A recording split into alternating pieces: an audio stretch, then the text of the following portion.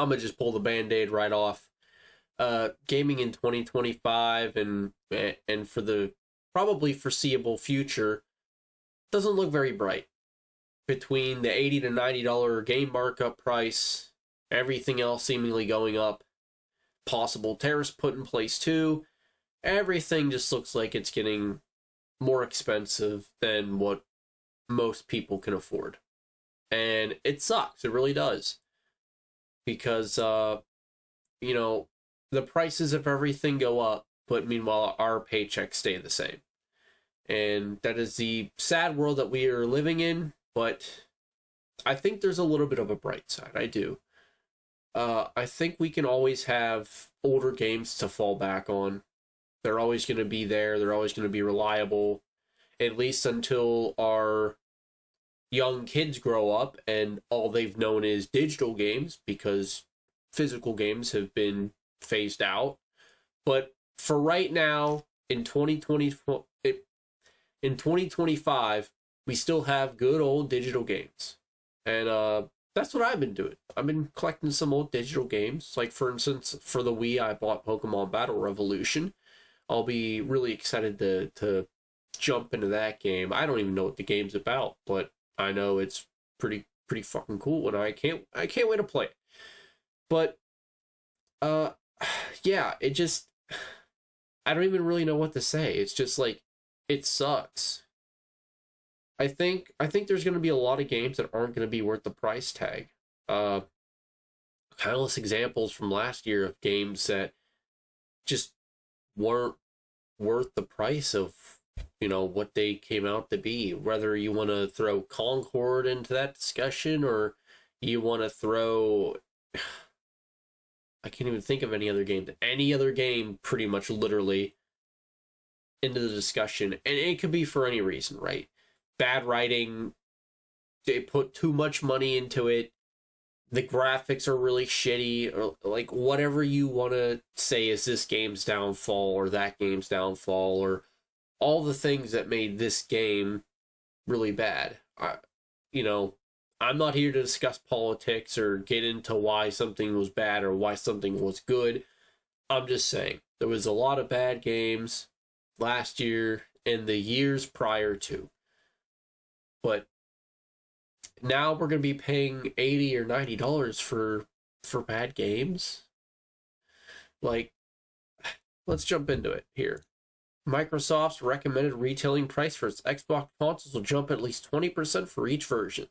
According to a company announcement Thursday, cheapest Xbox console on the market, the Series S with 512 gigabytes of storage, will jump from $299.99 to $379.99, a price hike of more than 26%. While the version with 1 terabyte of storage will rise from $349.99 to $429.99, an increase of more than 22%. The Series Xbox X and Series X Digital will each rise in $100 in price. The digital version from $449.99 to $549.99, and the Series X from $499.99 to $599.99.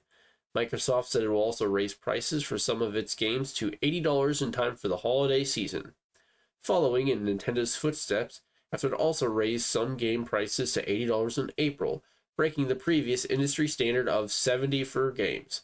Microsoft did not mention Trump's tariffs by the name in this announcement, though it cited market conditions and the rising cost of development as reason for the price hikes. Now, I'm not here to discuss politics, nor do I want to. But that did sound to me as Nintendo's raising their prices, so why aren't we? And I don't like that. Just because Nintendo is doing something doesn't mean Microsoft should copy and paste. I think, realistically, the only thing Microsoft has going for it right now is the Game Pass. I think the Game Pass is a pretty good deal. And while it's not something I've maybe used it one time ever before. I don't use it, but I know a lot of people that do use it, or even if they don't have an Xbox, they still talk about the Game Pass because it's such a good deal. And if it wasn't for Game Pass, I don't think Xbox would have maybe even half the gamers it does on its systems. But I don't know. I don't like the thought of paying nearly $400 no, nearly $500 for like consoles that aren't even brand new. Like, what are we doing? What are we doing? What is going on? And $80 for games, $80 for another Starfield. Like, are we gonna pay $80 for another Starfield? Of course, prices are gonna increase if you keep pouring $400-500 million into a game and it comes out poorly made, poor designed, poorly scripted, with characters no one likes and no one wants to even try to get to know. Like, of course you're gonna have failures. Of course games are gonna plummet. I don't know why these games set themselves up for failure, but then they just want to blame the gamers for not buying it. It just doesn't make any sense at all. I don't know why Microsoft does it to themselves. They like shoot themselves in the foot and then they say, okay, you have to patch us up now after we shut ourselves. That's not our job. We shouldn't have to dig you out of your hole.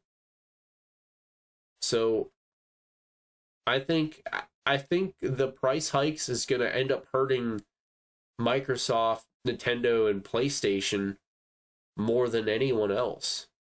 Because gamers will always be fine. We'll always find a way to get our enjoyment or our, entertainment some way, somehow. I would recommend older games, But, I digress. Or just wait for sales. That's always nice too, right? But, yeah, we'll always be fine. But, if Microsoft has to shut down another... how many studios did they shut down last year? Like 500? They have to shut down another 500 studios this year, then hey man, I guess it is what it is. And I really hope we could start hiring some good writers as a story game enjoyer. Like, I miss really good stories. I miss really good characters. I don't know why we have to copy paste the same boring bland stories and boring bland characters every game. But I want to leave it there. Let me know what you think in the comments. You agree with me, you don't agree with me, what you're excited for, what you're not excited for, if I'm an idiot, if I'm not an idiot, just let me know. Hope you have a good day or night wherever you're at. I'll catch you later.